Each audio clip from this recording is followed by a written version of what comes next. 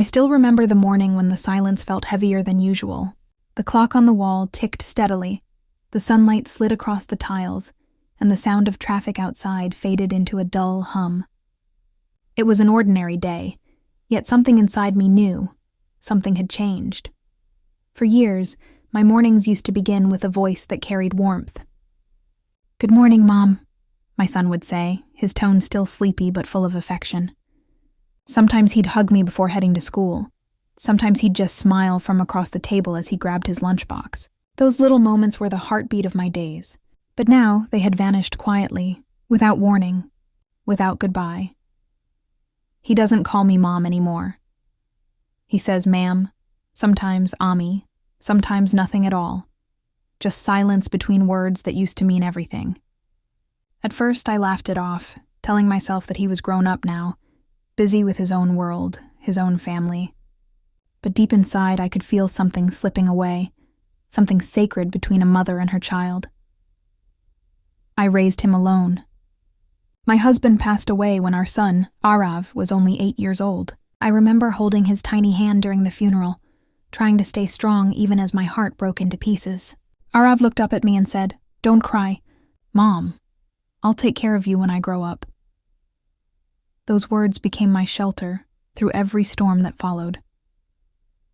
I worked day and night, sometimes taking stitching orders from neighbors, sometimes staying up late tutoring children just to keep the lights on. There were days I didn't eat properly so Arav could have enough milk in the morning, but I never complained. Every time I saw his report card or watched him sleep peacefully after a long day, I felt my sacrifices were worth it. He was a bright boy, polite, caring, full of dreams. When he got a scholarship for university in the city, I was both proud and scared. I packed his bags with trembling hands and smiled as he hugged me goodbye. "I'll call every day, Mom," he said. And he did, at least for a while. In those early months, my phone would ring every evening. He'd tell me about his classes, his new friends, his small struggles. Sometimes he'd complain about the food at the hostel, and I'd laugh, promising to send homemade pickles on the weekend. That connection, even through the phone, made me feel like I was still part of his world. But slowly, the calls became shorter. Then they became fewer. Eventually, I found myself staring at the phone, waiting for a ring that never came. At first, I blamed myself. Maybe I was too emotional. Maybe I held on too tight. I tried not to message him too often, thinking I might annoy him. I told myself, he's busy, he's studying hard, he'll call when he can. But deep inside, a quiet ache began to grow. Years went by, and Arav graduated. I remember the day he called to tell me he had found a good job, his voice full of excitement. I was overjoyed. I felt like all those sleepless nights, all those sacrifices had finally meant something. He said, "Mom, I'll come visit soon." But soon stretched into months, then a year. He visited briefly once, tall, confident, wearing a suit that made him look like a man I didn't quite recognize. He brought along a young woman, his colleague, he said. They were polite, friendly, but in a way that felt distant. When he hugged me before leaving, it was light and quick. I remember standing by the doorway after they drove away, holding the shawl I had draped over his shoulders when he arrived. It still carried his faint cologne, and for a moment, I pressed it to my face, pretending he was still here. Then came the news of his marriage. I found out not through him, but through a mutual family friend. My son had gotten married in a small ceremony in the city. When I called to ask, he hesitated. "I was going to tell you, Mom," he said softly. "It was all so sudden." I congratulated him, pretending my heart hadn't just cracked in two. "I'm so happy for you," I told him. And I meant it. At least I tried to. Every mother wants her child to be happy. But happiness, I realized, sometimes comes with a price. And sometimes that price is distance. After his marriage, I waited for his invitation to visit. I imagined myself cooking for the two of them, sharing stories, helping his wife settle into the home. I even started knitting a blanket as a gift for her, but weeks turned into months again. The calls became even rarer. When I finally gathered the courage to visit the city myself, I stood in front of their apartment door, clutching a small bag of sweets and that knitted blanket. A woman opened the door, beautiful, poised, wearing a polite smile. "You must be Arav's mother," she said, her tone gentle but formal. I smiled back, but before I could step inside, she hesitated. "He's actually not home right now," she said. "Maybe you should call him first next time." Her words were kind, but they stung like needles. I nodded, forcing a smile. "Of course," I whispered. "I'll come back later." As I walked away, I could hear the faint sound of laughter from inside, a laughter that didn't include me. That night, I sat in my small rented room, staring at the city lights. The blanket I had made for her lay folded beside me, untouched. I told myself, maybe she's just shy. Maybe next time things will be better. But deep down I knew. I could feel my place in his world shrinking, slowly fading into the background. Months later, when Arav finally called, his voice was different, hurried, distant. "Mom, I've been so busy," he said. "Work, home, you know how it is." I wanted to ask him why he hadn't called on my birthday. I wanted to ask if he still thought of me when he came home from work, but I couldn't. Instead, I said, "I understand, Beta.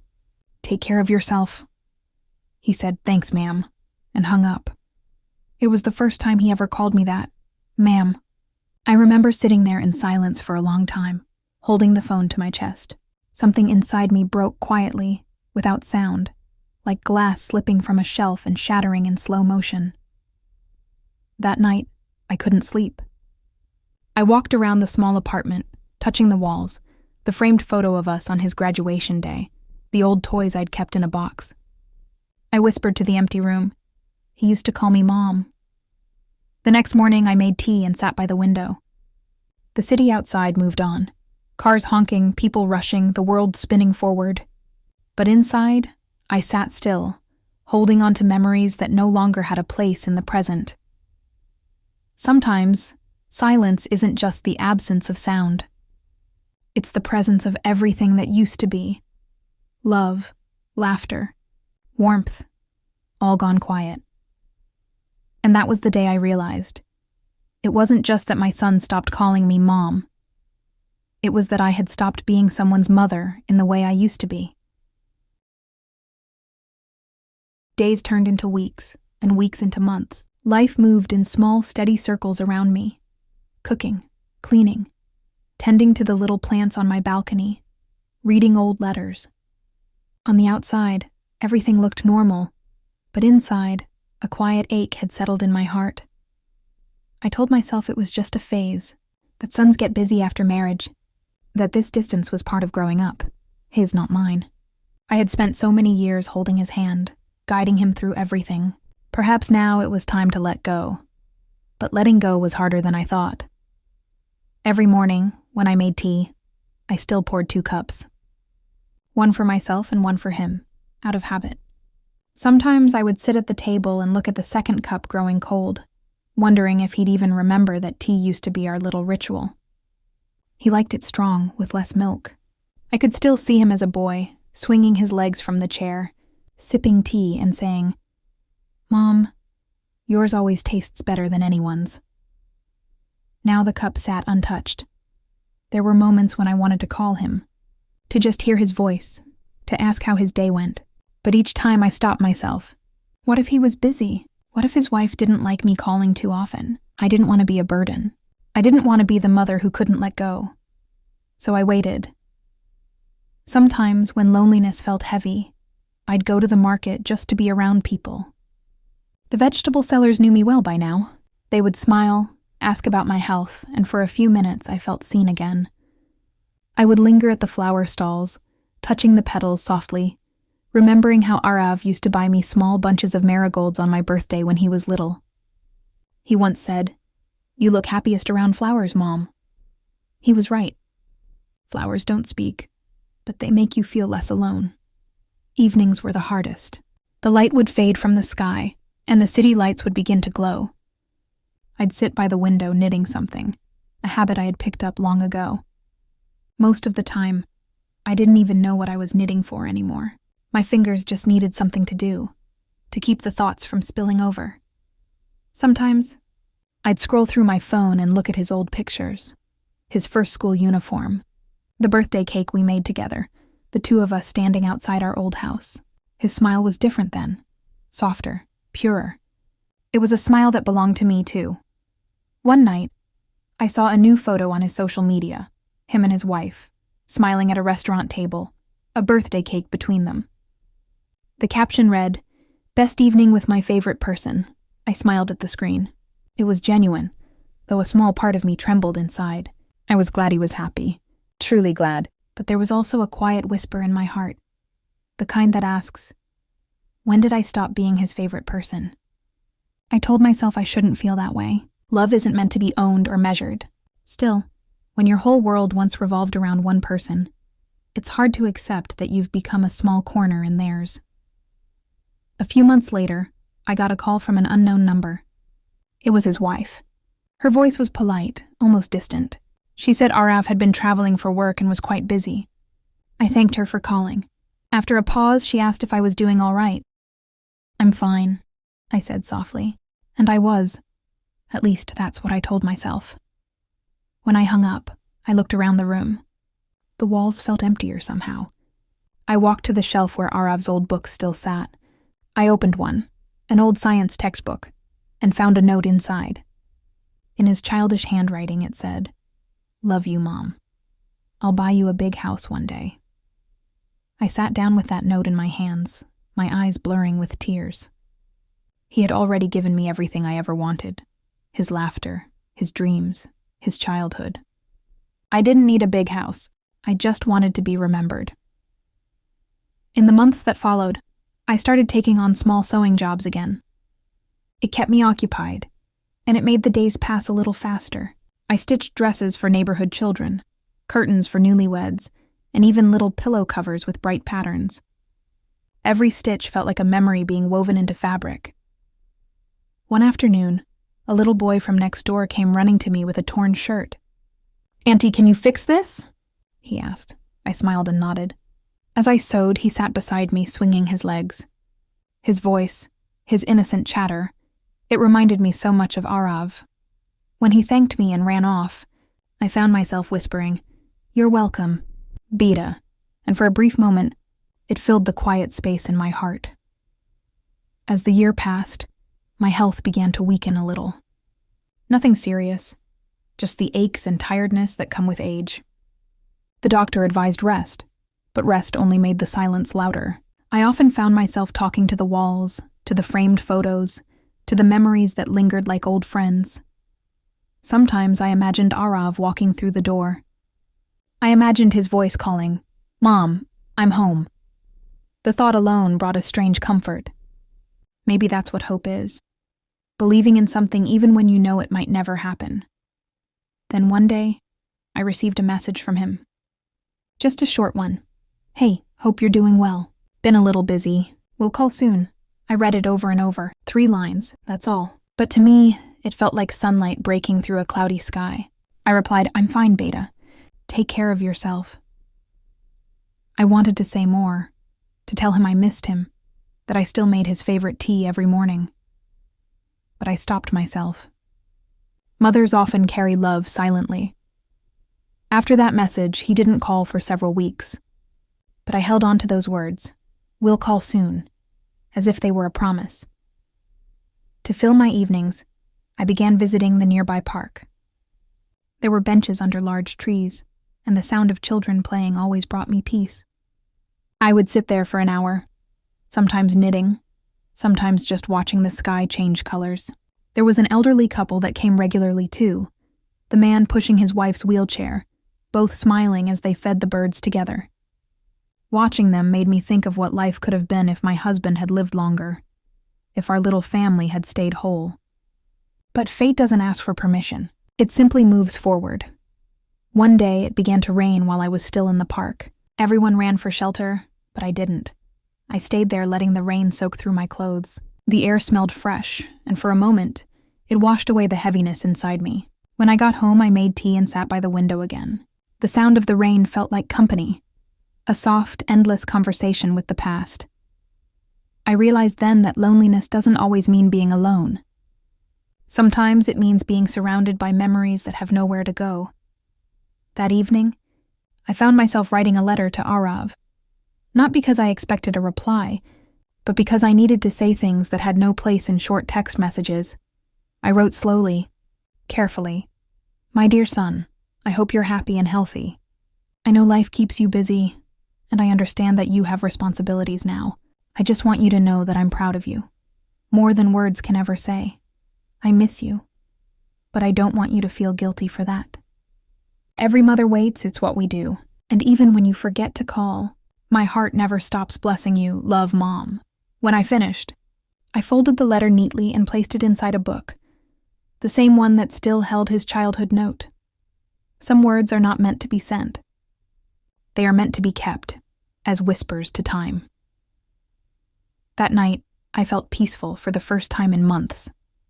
Maybe love doesn't always need to be returned. Maybe it just needs a place to rest. It happened on an ordinary Thursday, one of those quiet, windless afternoons where time feels heavy and slow. The clock ticked lazily on the wall, and I sat on the edge of my bed, folding clothes that no one else would wear. I had just finished a cup of tea when the phone buzzed. The sound startled me. It had been weeks since I'd heard that tone. My heart skipped a beat as I saw his name flash on the screen. Arav. For a moment, I froze. I wanted to answer right away, but my hands trembled. I wiped them quickly on my shawl and pressed the button.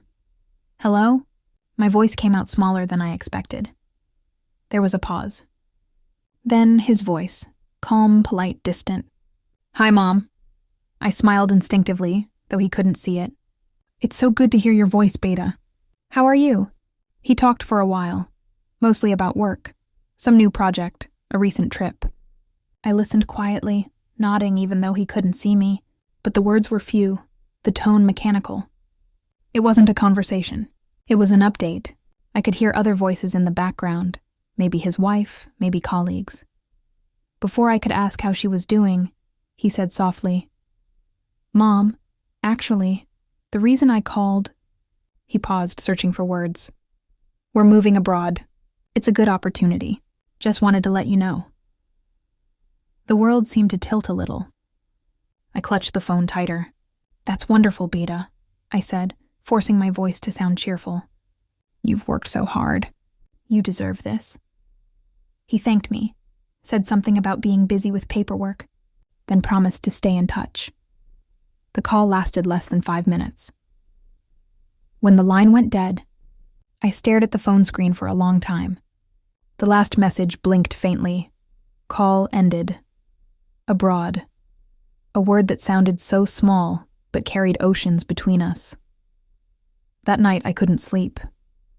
I lay on my bed, listening to the fan hum softly, and thought about how far abroad really was.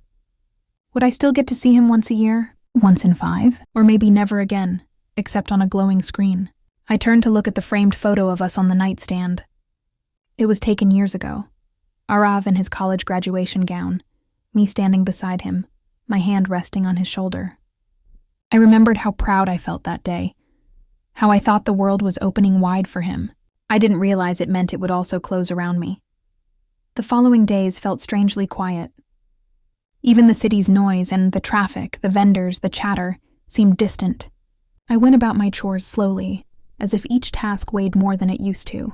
I tried not to think about packing in airports and goodbyes. I told myself I was happy for him. That's what mothers are supposed to feel, right? Pride, not pain. But every time I saw an airplane in the sky, my eyes followed it until it disappeared behind the clouds. A few days later, a delivery boy arrived at my door.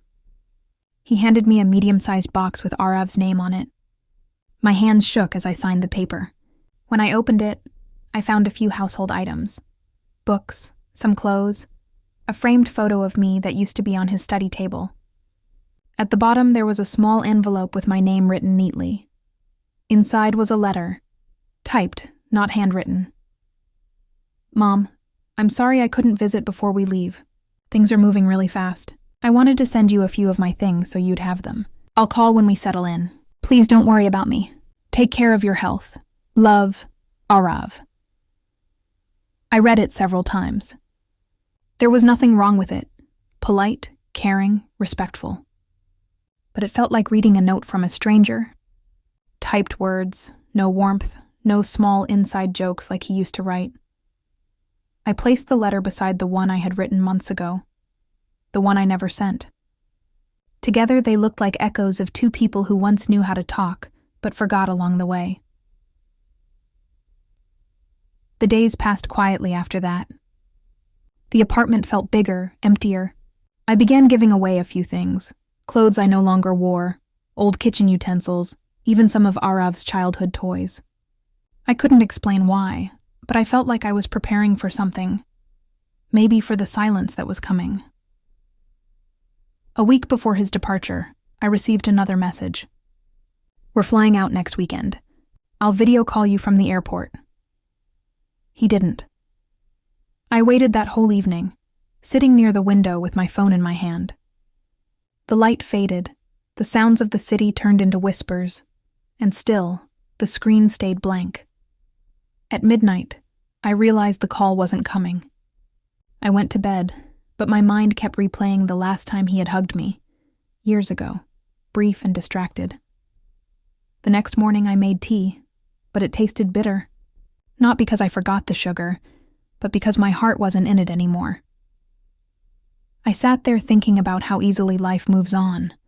Children grow, dreams expand, and somehow love gets lost in translation. No one means to hurt anyone. It just happens, quietly, like dust settling on old furniture. That evening, my neighbor, Mrs. Rao, knocked on my door. She was in her 60s, cheerful and kind. "You haven't been out lately," she said. "Come join us at the temple fair tomorrow." I hesitated, then agreed. Maybe a little noise and color would help fill the empty corners of my heart. The next day I went with her. The fair was lively. Children laughing, music playing, the smell of sweets in the air. I smiled politely, bought some flowers, and for a while, let myself forget everything. But in the crowd, I saw a young man helping his mother buy bangles. He looked so much like Arav for a second that my breath caught. The woman held his hand as she laughed, and I felt something sharp twist inside me. I turned away quickly, blinking back tears. That simple gesture, a son holding his mother's hand, had once been my everyday comfort. Now it was just a memory that belonged to someone else. When I returned home, the silence greeted me again. The clock ticked. The room smelled faintly of jasmine from the flowers I had bought. I sat down and whispered to myself, he must have reached by now. That night, I dreamt of him as a little boy again, running toward me after school, waving his report card. "I got first prize, Mom," he said in that bright, excited voice. I lifted him, spun him around, laughing as his small arms wrapped around my neck. But then, as dreams do, everything changed. His face grew older, his smile faded, and he walked away into a fog I couldn't enter. I woke up with tears on my pillow. In the following weeks, I tried to adjust to the thought of him being far away. I learned to measure my days by smaller things. The taste of morning tea, the bloom of flowers on my balcony, the sound of the temple bells in the distance. I wrote letters I never sent. I spoke to his photograph as if he could hear me. And slowly, I began to understand something. Maybe love isn't meant to stay the same. Maybe it changes shape, from touch to memory, from closeness to distance, from words to silence. It hurt to admit it, but I had to. My son had built a new world, and I was no longer at the center of it. That realization didn't come with anger, only with a soft, quiet grief. Still, I prayed for him every night. I prayed that he would find joy, that he would never feel the emptiness I did, because that's what mothers do. Even when forgotten, they keep loving. Even when not called Mom, they keep being one. One evening, as the sun dipped low, painting the walls in orange light, I whispered to myself, maybe this is what growing old means. Learning to love from far away. The words comforted me, even though they hurt. I didn't know it then, but life still had one more moment waiting for me. A quiet, unexpected gesture that would change how I saw everything. The first few months after Arav moved abroad felt like walking through fog. The days blended together, each one quiet, each one somehow the same. The morning sun would fill my little kitchen. I'd make tea, water the plants, and sit by the window, my small world still turning, even if his had moved far away. I thought I would cry more. I thought I would break down. But I didn't. Tears had turned into something else, something softer, almost invisible. It wasn't sadness anymore. It was emptiness. And emptiness, I learned, doesn't always roar. Sometimes it just hums quietly in the background of life. At first, I waited for his calls like someone waits for rain in a dry season. Every time my phone buzzed, my heart jumped, only to find it was a wrong number, a delivery message, or a call from a friend. Eventually, I stopped waiting by the phone. It wasn't that I gave up. I just grew tired of hoping. One morning, I woke up and decided I needed to do something different. I had been living inside the walls of memory for too long. Arav had his own life. Maybe it was time I found mine again. So I joined a small community center nearby. They offered free classes, art, yoga, and reading groups for older people. The first day I sat quietly at the back of a painting class, unsure of what I was doing there. The instructor gave us brushes and colors and told us to paint what we felt. I looked at the blank canvas for a long time. I didn't know how to paint. I hadn't held a brush since school. But then, without thinking, I began to paint a small figure. A woman standing by a window, sunlight touching her face, a single cup of tea beside her. Around her there was quietness, but her eyes looked calm. When I stepped back and saw it, I realized it was me. I smiled, a small, peaceful smile. For the first time in years, I felt something light inside my chest. Not happiness exactly, but peace. I started going to that class every week. Slowly, I made friends. Other women my age, each with her own story. Some had children living abroad. Some had lost their husbands. Some were simply alone. When we talked, there was comfort in the shared understanding. No one judged. No one pitied. We simply listened. One woman, Lata, became especially close to me. She was soft-spoken and kind. We often sat together after class, sharing snacks and stories from our younger days. One afternoon, she said something I never forgot. When children grow up, we stop being the center of their world. But that doesn't mean we stop being mothers. It just means we love from a distance. I nodded. Her words sank deep into me. That evening, I came home and looked around my apartment. For the first time, it didn't feel like a place of waiting. It felt like my own home again. I cleaned the shelves, rearranged the furniture, and hung my painting on the wall. It wasn't perfect, but it reminded me that I was still here, still capable of creating something beautiful. Days turned into weeks again, but this time, they didn't feel heavy. I began writing in a small journal every night, small notes about my day, things I saw, how I felt. Sometimes I wrote letters to Arav but never sent them. Writing became my way of speaking when there was no one to listen. Then, one afternoon, I received an email. It was from Arav's wife. My heart raced as I opened it. She wrote that they had settled well abroad, that life was busy but good. She thanked me for raising him so well, said he was doing great at work, and attached a few pictures of their new home, their garden, and one of them smiling in front of a tall building. At the end, she wrote, "He talks about you often, you know. He misses your cooking." That line, simple, almost casual, filled my eyes with tears. I didn't realize I had been holding my breath until that moment. He missed my cooking. He remembered. It was strange how such small words could feel like a hug across oceans. I closed the email, sat back, and smiled through tears. Maybe he didn't call often. Maybe he forgot birthdays. But deep down, he still carried a part of me. That night, I cooked his favorite dish, aloo paratha with butter, even though there was no one to share it with. As I ate, I imagined him as a child again, sitting across from me, asking for one more. The memory was so vivid that I could almost hear his laughter. After dinner, I stepped out onto the balcony. The sky was full of stars, scattered like the moments we once shared. I whispered, "I'm happy for you, Beta." And the wind carried my words into the night. The next morning, something inside me felt lighter. I made tea and poured 2 cups again. One for me, one for memory. It wasn't out of sadness anymore, but out of gratitude. Those years, those moments, they were real. They were mine, and no distance could take them away. A few days later, at the community center, we had a small event where everyone shared their art and stories.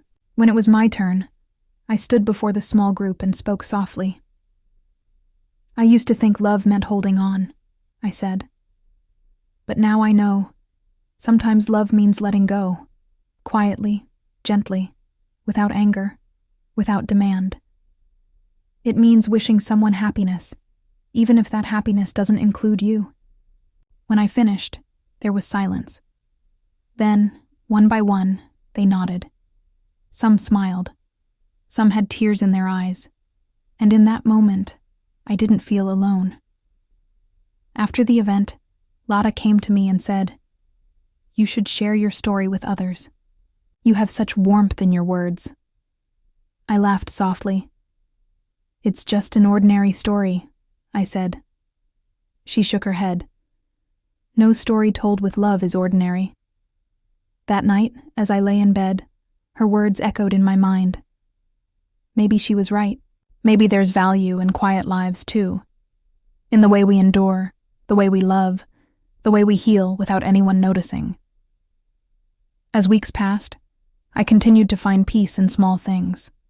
The sound of rain, the laughter of children playing downstairs, the soft glow of the lamp in the evening. These became my companions. Life didn't feel empty anymore. It just felt quieter, gentler. Then, one morning, I received a small parcel. The sender's name made my heart skip. Arav. Inside was a scarf. Beautiful, hand-woven, with a note attached. "For you, Mom. It's getting cold here, and I remembered how you always knitted scarves for me. Thought it's time I send one back. Love, Arav." I held the scarf close to my chest, inhaling the faint scent of new fabric. My eyes blurred, and I smiled through the tears. It wasn't a grand gesture. It wasn't a long message. But it was enough. Sometimes love returns quietly, without fanfare. It arrives in small packages, in simple words, in moments that say, "I remember you." That evening, I wore the scarf and sat by the window with my tea. The city lights shimmered in the distance. I didn't cry. I just sat there, feeling the warmth of that cloth and the warmth of his thought. For the first time in years, I didn't feel forgotten. I felt understood. Not through words, but through something deeper. As night settled, I whispered softly, "Thank you, my son." And in the silence that followed, it almost felt like I heard him whisper back, from across the world, "I love you, Mom." It's been 3 years since the day my son stopped calling me Mom. And yet, when I wake up every morning, it feels like just yesterday that his little hand held mine as we crossed the road, his voice filling the air with endless questions and laughter. Time has its own strange way of softening pain. It doesn't erase it. It just wraps it in gentleness, until one day, you can look at your memories without breaking. I've learned to live differently now. My days have a rhythm. a calm that used to scare me but now feels comforting. The mornings begin with tea and quiet prayer. I water the plants, watch the birds, and sometimes hum old songs I used to sing to Arav when he was a boy. The silence that once felt heavy has turned into a friend. It sits beside me when I read, walks with me when I go to the park, and whispers softly at night. Not of loneliness, but of peace. I no longer wait for the phone to ring. I don't count the days since his last message. Instead, I count the blessings in my day. The gentle sun, the laughter of my neighbor's children, the little joys that once went unnoticed. Arav calls sometimes now, not often, but enough. The conversations are short, simple. Updates about work, the weather, his new project. But every word is precious. When he says, "Take care, Mom," I still feel that tiny ache in my heart. But it's no longer from pain. It's from love that has learned to stand on its own feet. Sometimes he sends pictures, a weekend trip, a family dinner, their new car. I look at them and smile, whispering silent prayers for his happiness. There's no jealousy, no bitterness, only warmth. That's the thing about a mother's love. It changes shape, but it never disappears. Last winter, during one of my community center meetings, we were asked to talk about what peace means to us. When it was my turn, I stood up and said softly, "Peace for me is when I stopped waiting for things to go back to how they were. It's when I learned to be grateful for what is, instead of what was." The room was silent. Then someone started clapping, and slowly, others joined in. It wasn't applause for something great I'd done. It was a shared understanding. Every person there had loved someone who drifted away. Every heart there knew what it felt like to love without return. After the meeting, a younger woman came to me. She had tears in her eyes. She said, "My mother and I haven't spoken in years. Listening to you, I think I want to call her." I held her hand and said, "Don't wait too long, Beta. Mothers forgive easily, but time doesn't wait for anyone." That evening, as I walked home, I realized something. Maybe that's what all this pain was for. Not to break me, but to soften me. To teach me that love, at its purest, doesn't ask for anything in return. One Sunday morning, while cleaning my old cupboard, I found a box full of Arav's childhood things. A tiny red sweater, a toy car, his first school drawing, a birthday card that said, "To the best mom in the world." I sat down on the floor, holding that card, and smiled. The edges were worn, the colors faded, but the words still carried warmth. In that moment, I didn't feel sad. I felt grateful for the little boy he once was, for the man he had become, for the love that had filled our home once upon a time. I put everything back in the box carefully, tied it with a ribbon, and placed it on the shelf. Not to hide it away, but to honor it, like a treasure that doesn't need to be reopened to know its worth. Life keeps moving, quietly but surely. Sometimes I sit by the window and watch families walking together, parents holding their children's hands, talking, laughing. I don't feel jealous anymore. Instead, I feel a quiet blessing rise inside me. May they never forget each other. Every mother, I've learned, carries two hearts, one that beats for herself, and one that beats for her child, no matter how far he goes. Even if the world changes, even if names and relationships fade with time, that second heart never stops beating. Some nights, I dream of Arav as a little boy again. In my dream, he runs toward me with open arms, shouting, "Mom!" I wake up smiling. It doesn't make me cry anymore. It feels like my soul reminding me that love doesn't disappear. It just lives in different forms. Last month, he called out of the blue. His voice sounded softer than usual. He said, "Mom, we're expecting a baby." For a second, I couldn't speak. My hands trembled and my heart felt like it might burst. Then I laughed, a deep, heartfelt laugh that filled my small room. "Congratulations, my son," I said. "You'll be a wonderful father." After we hung up, I sat quietly, staring at the ceiling. The world felt full again, not because of the call, but because I realized life always gives us new ways to love. I started knitting the next day, a small white sweater, just like the one I made for him years ago. Stitch by stitch, I wove my love into it, my prayers into each loop. It felt like healing all over again. Maybe one day, that little baby will call him Papa. And maybe, just maybe, he'll understand what it means when a tiny voice fills your world, and then one day grows silent. Now, as I sit here, writing these words, the evening light spills softly across my table. The city outside hums with distant life. Cars, laughter, footsteps. Inside, there is only peace. I look at my painting on the wall, the woman by the window, sunlight on her face. She's still there, still standing, still calm. That woman is me, and she's stronger than she ever thought she could be. I've learned that love doesn't always stay the way we expect it. Sometimes it changes shape. Sometimes it walks away, but the beauty of love is that it leaves warmth behind. Something you can carry, quietly, for the rest of your life. I don't know when Arav will visit next. Maybe next month, maybe next year. It doesn't matter. Because now I understand. Being a mother isn't about being remembered all the time. It's about remembering, always. When I see the stars at night, I whisper his name. When I smell rain, I think of his laughter. When I sit down for dinner, I still set 2 plates, one for me, one for memory. And that, I think, is the quiet strength of a mother's heart, to keep loving, even when no one is watching, to forgive, even without apology, to hope, even when hope is silent. So if you're listening to this, maybe you're a mother or a son, or a daughter. I just want to say this. Call your mother, write to her, tell her you love her. Because one day, when the calls grow fewer and the voices fade, all that will remain are the words you did say, not the ones you waited too long to speak. As for me, I'll keep living my quiet life, watering my plants, making tea, knitting sweaters for a grandchild I haven't met yet. And every time the wind touches my face, I'll smile, knowing it carries my love across oceans, to the boy who once called me Mom.